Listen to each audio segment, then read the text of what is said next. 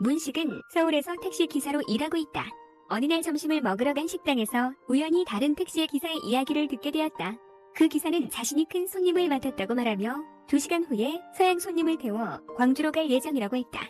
그리고 통금 시간 전에 서울로 돌아올 것이며 그 대가로 $10,000를 받을 것이라고 했다. 그 금액은 보통 택시기사에게는 너무나 큰 돈이었다. 그래서 주인공은 그 일을 가로채려는 생각을 하게 되었지만 그로 인해 예상치 못한 문제에 휘말리게 된다. 식사를 마치자마자 그는 서둘러 공항으로 가서 외국인 손님과 만나게 되었다. 그 손님은 독일의 기사 피터였다. 피터는 한국의 정치 상황이 매우 혼란스럽다는 소식을 듣고 온 것이었다. 곳곳에서 독재 정부에 반대하는 시위가 일어나고 있었고 정부는 군대를 동원해 시민들을 탄압하고 있었다. 뿐만 아니라 그들은 이 사실을 언론의 눈을 피해 숨기고 있었기 때문에 누구도 진실을 알지 못했다. 그래서 피터는 모든 것을 기록해 한국 상황에 참혹한 진실을 세상에 알리고자 했다. 그렇게 그는 문식의 차에 올라타 광주로 향했다. 광주는 현재 시위의 중심지였다. 몇 시간 동안 달린 끝에 그들은 광주에 거의 도착했지만 그때 도로가 차단된 것을 발견했다. 피터는 문식에게 그냥 지나가자고 했고 자신은 카메라를 꺼내 취재를 시작했다. 큰 보수를 받기로 했기에 문식은 어쩔 수 없이 그의 말을 따랐다. 그는 검문소를 넘어서 광주로 들어갔지만 얼마 못 가 군인들에게 제지당했다. 그들은 안에서 시위가 벌어지고 있어 정부가 출입을 금지했다고 말했다. 그 말을 들은 주인공은 결국 차를 돌릴 수밖에 없었다. 차를 돌리는 것을 본 피터는 문식이 자신을 버리고 가는 게 아닐까 걱정했다. 그래서 광주에 데려다 주지 않으면 한 푼도 주지 않겠다고 말했다. 결국 문식은 어쩔 수 없이 쇳길로 차를 몰아 숲을 지나갔다. 이대로 순조롭게 광주에 들어갈 줄 알았지만 그 쇳길에도 검문소가 있었다. 군인이 다가오자 문식은 어쩔 수 없이 거짓말을 했다. 그는 서양인 손님이 유명한 기업의 회장으로 중요한 계약을 체결하기 위해 광주에 가는 중이라고 말했다. 만약 그 계약이 취소되면 한국의 수출품이 해외로 나갈 수 없을 거라고 덧붙였다. 그러자 피터도 차에서 내려 영어로 말을 쏟아냈고 군인은 그의 말을 전혀 알아듣지 못했다. 그래서 그 군인은 피터가 정말 계약을 하러 가는 회장이라고 믿고 두 사람을 통과시켜 주었다. 위함에서 벗어나자마자 문식은 차를 멈추고 자신이 받을 돈을 요구했다.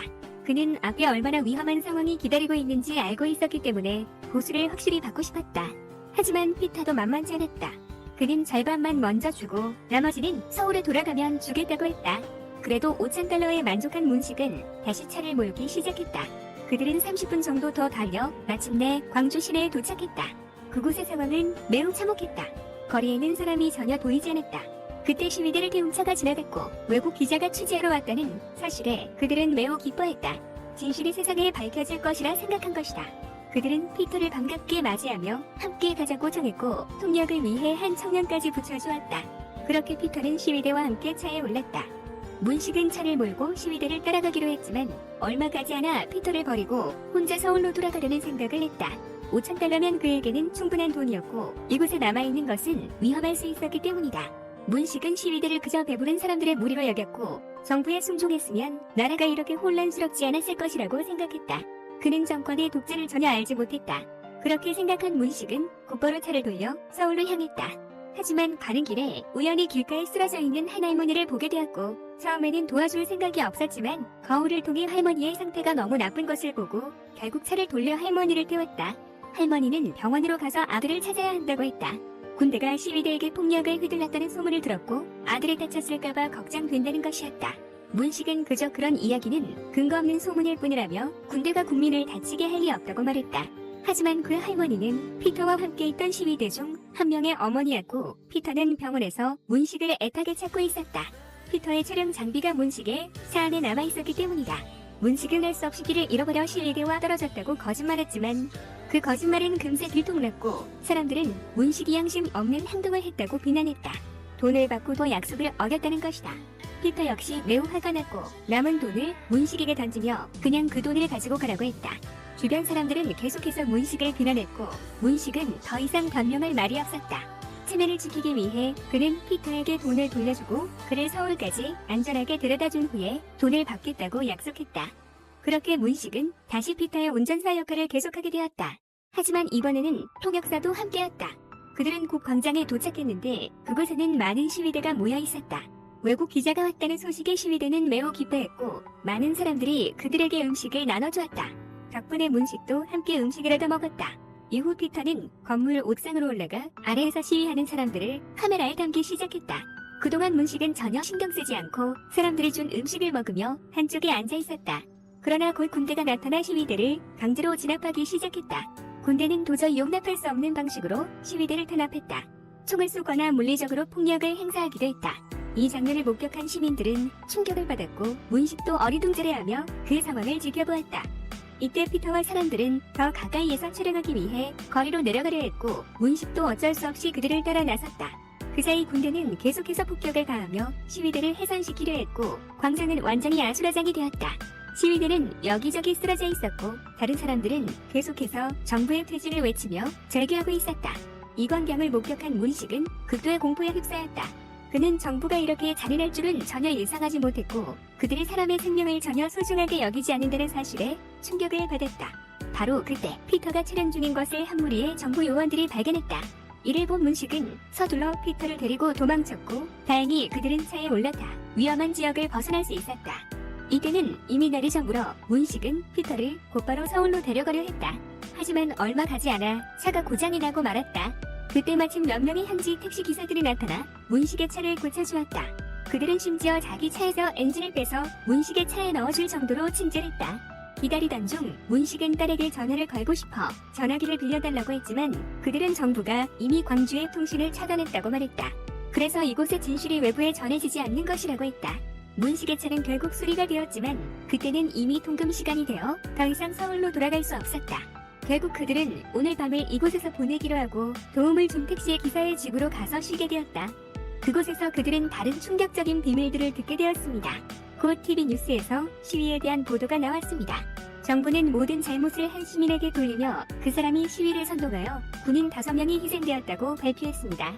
군대가 시위대를 탄압했다는 사실은 전혀 언급하지 않았습니다. 그들은 거짓 뉴스로 여론을 조작하여 광주 시위를 완전히 은폐했습니다. 정부를 비판하는 기사를 쓴 진실된 기자는 입을 막혔습니다. 가신세된 모든 기사는 즉시 폐기되었고 편집자는 정부에 의해 체포되어 처벌받았습니다. 그래서 아무도 이곳에서 무슨 일이 일어나고 있는지 알지 못했습니다. 광주 시민들에게 남은 유일한 희망은 피터였습니다. 그는 이곳 사람들을 위해 모든 것을 공개하고 정의를 되찾겠다고 약속했습니다. 바로 이때 밖에서 큰 폭발 소리가 들려 모두 뛰어나가 확인해보니 사람들이 분노하여 정부의 신문사 건물을 불태우고 있었다. 피터가 촬영하는 동안 특공대에게 발각되어 다시 한번 모두 손에 잡고 도망쳐야 했다. 하지만 통역사는 불행히도 붙잡혔고 외국 기자의 행방을 신문받았지만 아무 말도 하지 않고 오히려 큰 소리로 사람들에게 멀리 도망치라고 외쳤다. 한편 문식은 우연히 막다른 골목으로 들어갔다가 많은 시위대를 태운 큰 트럭을 발견하고는 정부가 그렇게까지 악랄할 줄은 몰랐다며 놀라움을 금치 못했다. 바로 이때 한 특수요원이 남주인공 라문식을 발견하고는 그에게 달려들어 공격합니다.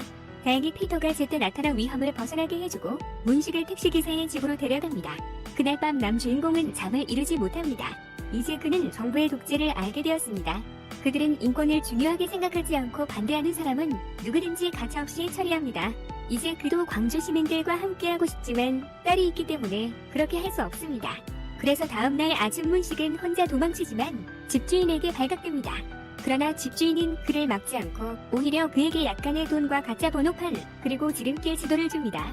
덕분에 문식은 광주를 탈출하는 데 성공합니다.